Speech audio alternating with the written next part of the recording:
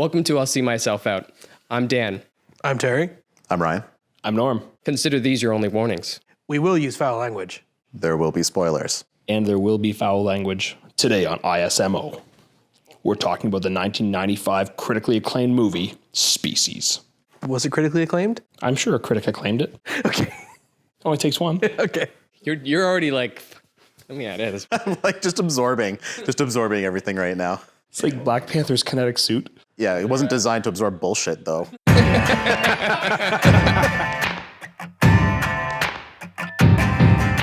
So we should probably maybe start off by talking about what this fucking movie's actually about. Basically a movie about how hard it is to be a teenage girl. I felt like this entire movie was about the horrors of puberty. Like having to grow up way too fast. Yeah. For those of you who haven't seen it, she gestated very quickly and went from an infant to a full-grown woman in what, like 6 months? No, not even. It was less than that. It's like a month. They actually give you they kind of talk about the timeline. There's Yeah, a they part do. where I Ben just don't Kingsley remember talks what. about everything. But yeah, basically, She escaped in what, like 2 weeks, 3 weeks? I forgot everything that had to do about this movie except for the fact that Natasha Henstridge was an alien who gets naked at some point, which tells you a lot about what I remember from my childhood. But I was actually pretty surprised at like how detailed this movie. I feel like this movie was taken very seriously in the 90s, like way more seriously than anybody would ever possibly take it now. I didn't even realize there was actually like a whole plot. Like I thought I was gonna walk into this like Wicker Man last time and just this is just gonna be a hot mess of just like, or Battlefield Earth, like it'd be another hot mess of just somebody loosely throwing together a plot. But like it actually like to a degree makes a little bit of sense the way that they tried to set it up, you know? Tried to use real technology. I think SETI's a real thing. Yeah, but I liked it. Like, I mean, I liked the premise of the movie, but it was just like really weird. It was like they took a good story for sci-fi and like a nice scotch, and then watered it down so that it could be like more easily palatable to like the public at 1995. I found that they started off, I don't want to say strong. Strong's not the word I want, but they started off like better. And as the movie went on, the plot made less and less sense. They spent a lot of time emphasizing that she had to learn everything by seeing it for the first time. Okay. Right. Like driving a car and paying for things with money. Right. And then just fucking the next day leapfrogs all the way to, I'm gonna fake my own death. I want to know what she did before. Yeah. To make them want to like give her the The gas. start of the movie is they try to kill her with fucking cyanide gas for no reason.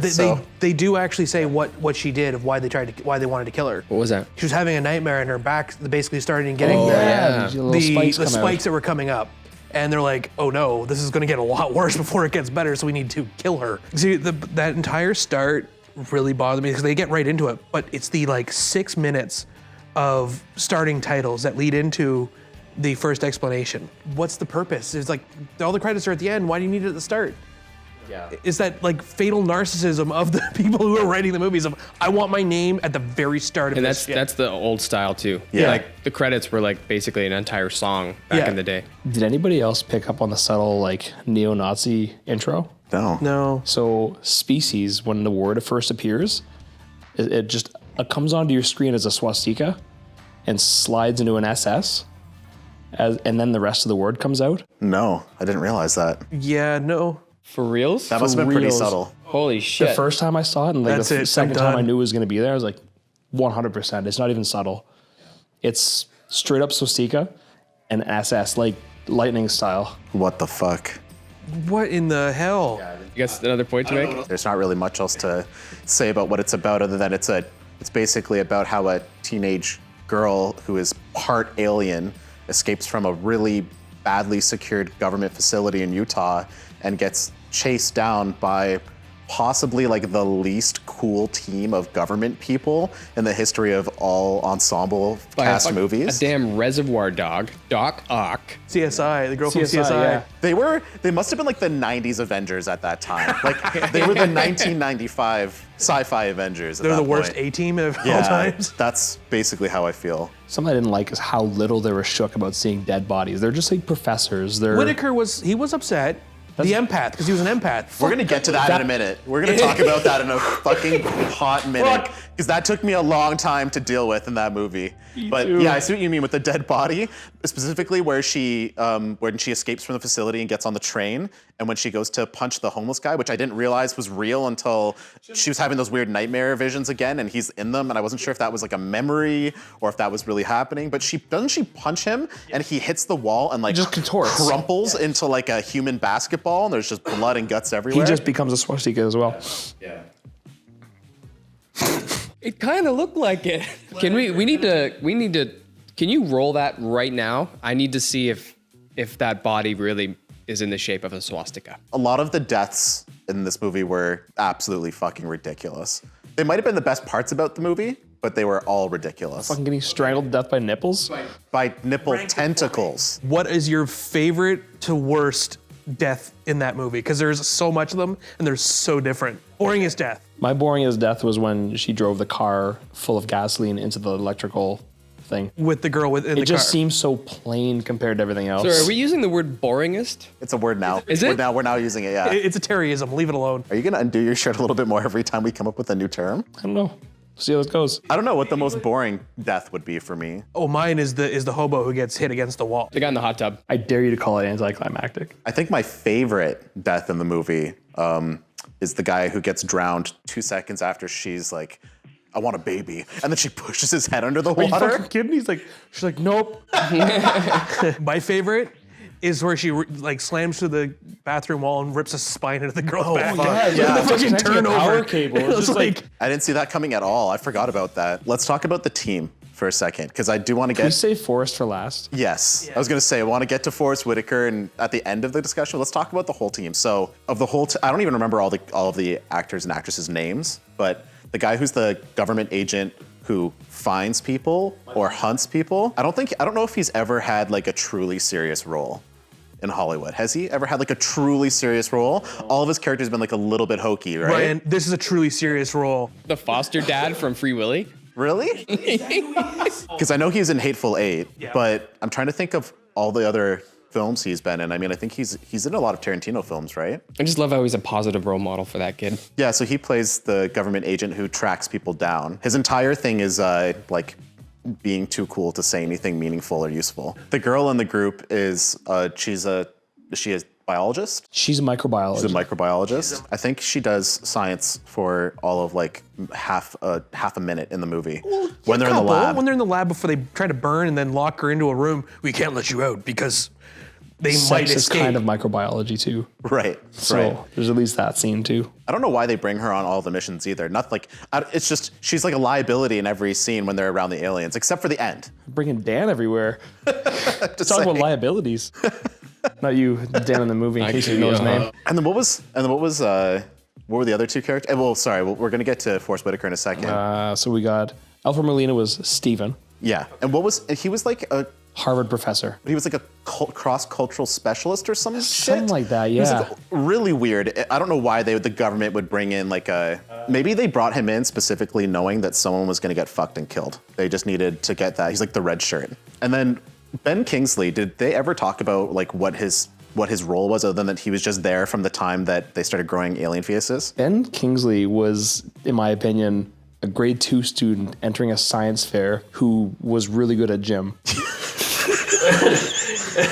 He didn't seem to know anything about what the fuck he was doing, but he did it with conviction. At the start of the movie, when they're trying to kill Natasha Henstridge's character with cyanide, isn't he crying? He's crying, He's yeah. crying while he's watching her, and he's like, I'm sorry. so he mouths sorry. it. Yeah. And obviously, we learn later in the movie that she can lip read really well. So Yeah. she obviously knew he was sorry. And felt bad for him. But the rest of the movie, he doesn't feel fucking anything, I'm pretty sure, right? Am I wrong? No, the rest of the movie was this team he assembled telling him how much of a fucking idiot he was. Was anybody else excited when they saw the giant vagina on the wall?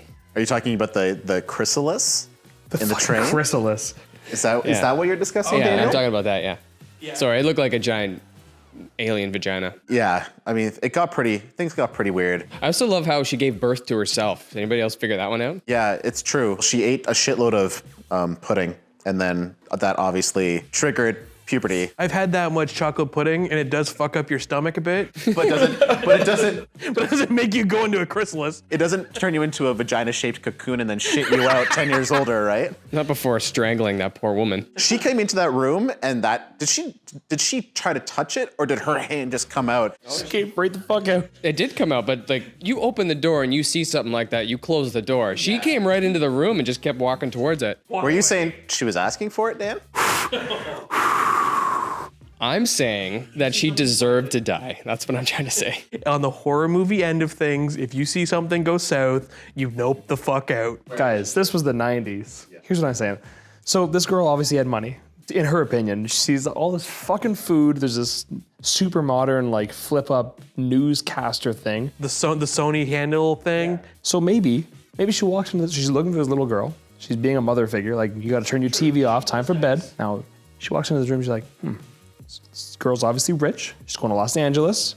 Maybe this is some fucking future knapsack that you can sleep in. I'm only gonna call vaginas future knapsacks from now on, thanks to you. What probably would have debunked that was if she walked into the room, because the girl hid the banana that she was corn cobbing. If she left that out there and saw that she was eating the banana with the skin on, she probably would have been like, she probably would have called the fucking cops. To add to Dan's point, yes, the chrysalis / cocoon definitely looked like a vagina, especially when she's like birthing herself from it and she pops out and she's just covered in shit-covered goop. And also, when she comes out of it and she goes to take the ticket checker woman who she pulled into the cocoon earlier, she gets like all of her shit slime all over it, but when she gets off the train and she's wearing her clothes, no shit slime on any of her clothing. Did you notice that? She's like a cat. She was so clean. Like, how was she so clean? Maybe the goo is like invisible ink, where after time it just kind of goes away. Okay, so Forest Whitaker. Okay, so on that same scene, this asshole, the empath, walks into this room, sees a fucking dead woman on the ground, vagina on the wall. Something bad happened here. What? I'm glad you showed up. Thank you, Forrest. Anybody else in the class? And he looked really intense when he said it too. He's like, it's kind of like he looked up and just went, I have something to share with you guys. Something bad happened here. There's a fucking couple of times when that fucking car stalled. They're investigating. He gets there. He's like, she walked. Yeah. So that way. Let me fucking add to this, because this is like, this killed me.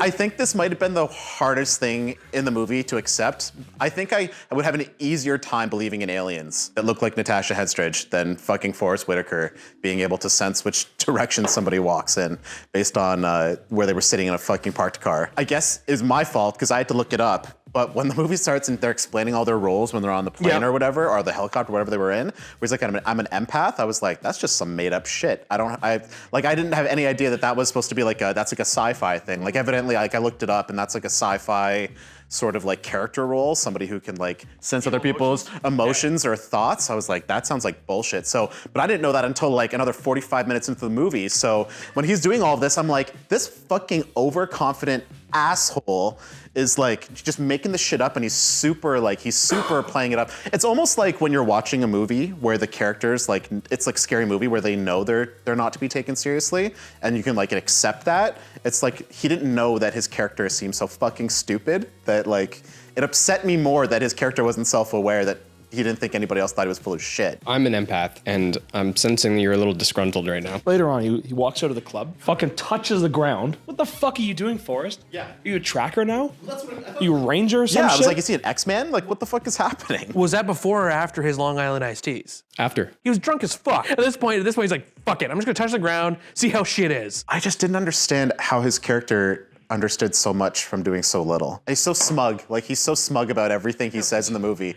So self-assured. Do you know, like, there got to be a point in the movie where he would say something that was, like, definitely true. Right. And, like, definitely giving a real warning. Right. But my immediate feeling was, like, Forrest, like, nobody's taking you seriously. Shut the fuck up. He could sense where she was, like, moments before, exact same time, fucking seemed like years after. But when he's, like, 5 feet away from her and she's in the backyard, doesn't see shit. He lingers there, though. Like, you can tell he's searching for her in his mind. Searching his soul to see if she's actually there? I hate that we're still discussing this. And he doesn't even say anything about it either. Yeah, he walks doesn't, like, away. walk back and Keeps be to like, fucking self. over there. It's like when you watch a South Park episode and you know that they're making fun of something, but nobody's acknowledging it. Michael Madsen just treats him like a fucking child who's like, okay, we'll check it out, buddy. Just let me get dressed. It's the whole post-sex glow, I guess. They're done canoodling, And then they get interrupted by him. They're like, okay, well, we'll take care of that. We'll go look. And then find him, Doc Ock, dead. Burst through the wall. Kool-Aid Man through it, and they go chase her through the sewers. Oh yeah, and then it opens up to the caverns. Oh, must have been an earthquake. When did the earthquake happen? There's just a lot of things about this movie you just have to accept. So how about the random thumb cutting where she cuts her finger off? Did the other girl get like completely burnt away, charred ash? There was like fucking 50 gallons of petrol in there. Yeah. Yeah, she went fucking ham in that scheme. Like, Nobody said a fucking thing either. Like, it's a lot of gas. You see that, girl? there was more attention given to the car that she left at the side of the road than the fact that Yeah. she was fucking pumping 90 fucking liters of gasoline into what looked like water jugs. 2 helicopters unloaded their entire fucking payload of this accident. Never mind, like, there's no like dialogue, like this is definitely who we're chasing. Yeah. Like it was just like follow this car. Like, what if there was a scientist in there? They did a really weird job of deciding like what the motivations were behind catching her and like what her capabilities were. Like in the start of the movie, she runs from like the facility that's like probably like 10 miles away and catches a train. And like for some reason, even though they gave no reason on how to prove it, Ben Kingsley's like, when the soldiers like, or the government agents like, she can run that fast? He's like, yeah, she can. And they don't prove that at all. It's just like a fact. So they just want you to know that she can move like lightning fucking fast as a 15-year-old with like, in a normal 15-year-old's body before she's become the alien, right? But later in the movie, that's never used to her advantage, I think, like most of the time. So it's really weird. And then on top of that, they try to kill her with cyanide. Yep. Don't they, do they ever shoot her in the movie? Yes. I feel like they shoot her a bunch of times and she doesn't die. Yeah. And They shoot at her at least. Right, yeah. But fire is the thing that gets her in the end. Like No, it was a big fucking cannon. He like, I don't know if it was a grenade launcher or just like big 40 millimeter round. No, that's true. I forgot about that. That brings our conversation full circle to, I feel like the whole point of cutting the thumb off was 1, to plant the evidence, but 2, for the audience to like know that she can regenerate. And also, like, sorry, one last thing I want to talk about. I gotta get this off my, that's why I said if we're gonna watch the sequel, we gotta do it together, because I don't want to be alone with this shit anymore. What the fuck is up with her son turning into like a monster immediately? Why does he turn into a monster immediately? Like he gets all like googly armed and weird and you remember that? Yeah. In the cave? And like how does he become a monster so quickly and like how do they not kill him so easily? It's like Super Saiyans, right? Goku and Vegeta took their entire life to like achieve the Super Saiyan level. And their kids just like going through puberty were like, they sneezed and it was like all of a sudden the next generation, just because it's sliced differently. All right, so were you more attracted to Natasha's real boobs or her alien boobs? Yeah, well, Michael Madsen's walking through that little canyon and then like the nipples come down and start strangling him. That's definitely what I think about at night. See myself there.